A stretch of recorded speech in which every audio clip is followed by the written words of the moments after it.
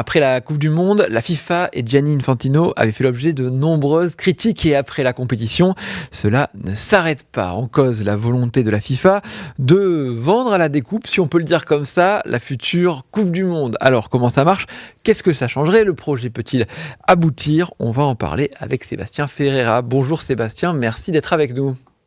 Bonjour Vincent, bonjour à tous.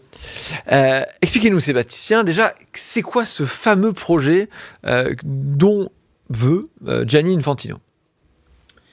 Alors, Gianni Infantino, comme l'a expliqué la FIFA dans un communiqué, d'abord, la FIFA a pour objectif d'augmenter ses revenus. Je dis ça d'abord parce que c'est les premières choses que dit la FIFA dans son communiqué. Elle ne parle pas encore de comment, elle dit d'abord qu'elle promet d'abord plein d'argent. Et ensuite, elle a expliqué comment elle compte créer une société commerciale pour le dire clairement, en fait, pour vendre des parts de la gestion des compétitions de la FIFA et donc notamment de la Coupe du Monde, comme celle qu'on vient de voir aux États-Unis et comme la Coupe du Monde des clubs. Donc elle veut D'accord. vendre littéralement des parts de la Coupe du Monde.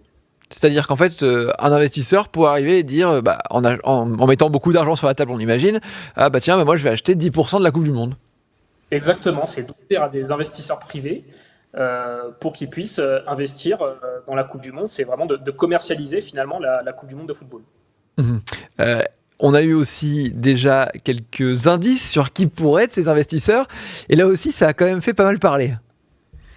Oui, ça a pas mal fait parler, puisque c'est. Alors, j'ai plus son nom exactement et je voudrais pas l'écorcher. Euh, mais on a donc un proche de Donald Trump, Mhm. euh, comme par hasard, on a envie de dire, puisque on a vu, pour tous ceux qui ont suivi la Coupe du Monde, ils ont vu l'incroyable proximité entre Gianni Infantino, président de la FIFA depuis maintenant 10 ans, et Donald Trump. Et évidemment, ceux qui sont déjà un petit peu concernés par le possible accès à ces parts de la Coupe du Monde, ce sont donc des proches de Donald Trump, indirectement de Gianni Infantino. Donc tout ça a fait beaucoup réagir, a suscité une vraie levée de bouclier, particulièrement en Europe. Oui, justement, tout de suite, une fois que cela a été annoncé, c'est l'UEFA qui a réagi finalement le plus vite et le plus fort. Oui, le plus fort, ça c'est certain, puisqu'il y a eu beaucoup de réactions. Il y a notamment la CONCACAF, donc la Confédération des fédérations d'Amérique du Nord et centrale, qui sont contre ce projet. En Asie aussi, il y a une vraie opposition. Et en UEFA, enfin en Europe, c'est beaucoup plus fort, puisqu'on a carrément la menace d'un boycott Mhm. pur et simple des compétitions de la FIFA. Donc pour le dire clairement, les fédérations françaises, allemandes, anglaises, espagnoles, portugaises, italiennes, tout ça, sont prêtes à boycotter la prochaine Coupe du Monde. La prochaine Coupe du Monde qui se déroule d'ailleurs en Espagne, Portugal et au Maroc, quelques matchs aussi en Amérique du Sud, mais surtout dans ces pays-là, et qui pourrait avoir lieu sans sans les nations européennes. Est-ce qu'on imagine aller jusque-là? Alors là, ça met quand même un sacré bazar, puisque, comme vous l'avez dit, il y a certains de ces pays qui sont censés accueillir des matchs. Euh, donc là, c'est quand même très compliqué. Non, il y a extrêmement peu de chances qu'on en arrive à une Coupe du Monde sans la moitié du monde. Mhm. Euh, donc là, maintenant, il y a un vrai bras de fer qui est engagé entre les opposants et ceux qui sont en faveur de ce projet. Pour l'instant, il faut le souligner, personne n'a dit être véritablement pour. Il n'y a aucun pays, aucune confédération qui s'est dit ouvertement pour. Mais on a notamment les fédérations d'Amérique du Sud qui sont restées très silencieuses et qui semblent être plutôt OK avec cette idée. Surtout en Afrique, là où il y a beaucoup de fédérations, beaucoup de nations. Euh, Elles l'ont vraiment pas rejeté, elles se disent plutôt ouvertes à l'idée. On le comprend aussi parce qu'il y a énormément d'argent en jeu, il y a beaucoup de fédérations qui manquent d'argent, qui ont des Mhm. problèmes dans leur caisse, qui ont des impayés de salaire, qui verraient ça d'un bon oeil. Donc il y a beaucoup de pour, il y a beaucoup de contre, mais non, on n'aura pas une Coupe du Monde sans les Européens, il y a forcément quelqu'un qui va céder avant, que ce soit le camp d'Infantino ou le Mhm. camp européen. Justement, Gianni Infantino l'explique en disant voilà, il faut gagner de l'argent et il promet finalement un peu un super bonus si les négociations vont dans son sens pour les fédérations. C'est ça, et il y a même un véritable coup de pression, en fait, on peut le dire comme ça, puisqu'il y a une date qui a été évoquée par Infantino, c'est la date du 19 septembre, en disant que si le projet n'est pas enclenché et validé par au moins 50% des membres de la FIFA, donc des fédérations, avant le 19 septembre, Mhm. on aura des revenus qui seront beaucoup moins importants que prévu. Il a parlé notamment de 10 milliards d'euros de possibles si le projet est validé avant le 19 septembre. Sinon, ce sera 2,8 milliards. Mhm. Ça reste beaucoup d'argent, mais ça fait du coup beaucoup moins à redistribuer. Et donc, il y a un peu cette pression de dire faites-le maintenant si vous voulez vraiment toucher tout cet argent, avec notamment 20 millions, je crois, qui seraient disponibles là tout de suite, qui tomberaient dans les caisses de chaque fédération, puis 20 millions sur les 5 années suivantes, et ainsi de Mhm. suite. Et voilà. Oui, c'est ça, c'est 40 millions pour les fédérations, et si ce projet ne se fait pas, 10 millions. On imagine que pour la fédération française, bah, forcément, ça a un impact, mais pour des toutes petites fédérations, si le gâteau est réparti équitablement, ça fait réfléchir. Oui, oui, ça fait clairement réfléchir.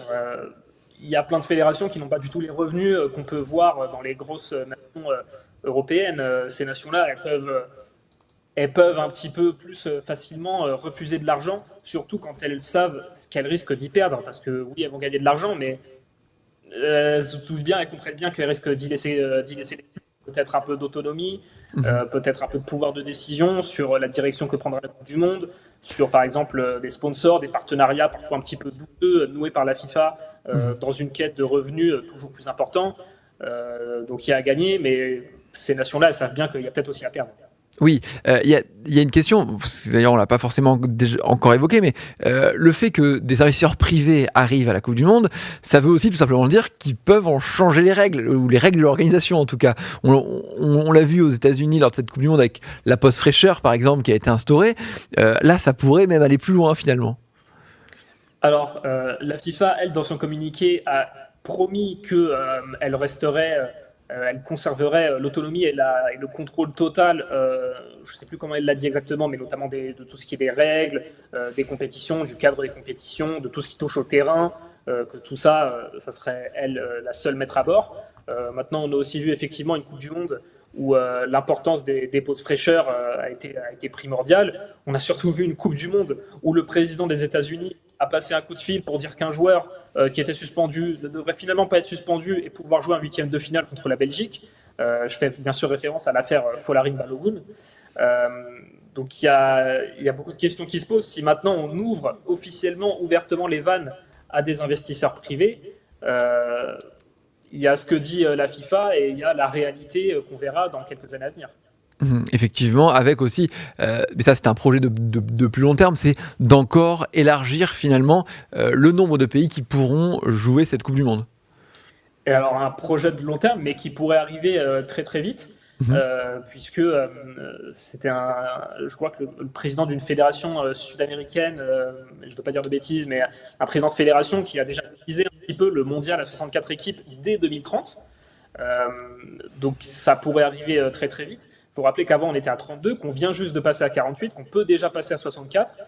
Qu'Infantino met beaucoup la pression là-dessus, parce que plus d'équipes, ça veut dire aussi encore plus d'argent, toujours plus un petit peu partout. Ça veut dire aussi plus de fédérations qui vont l'apprécier, qui vont voter pour lui, qui vont le Mhm. soutenir.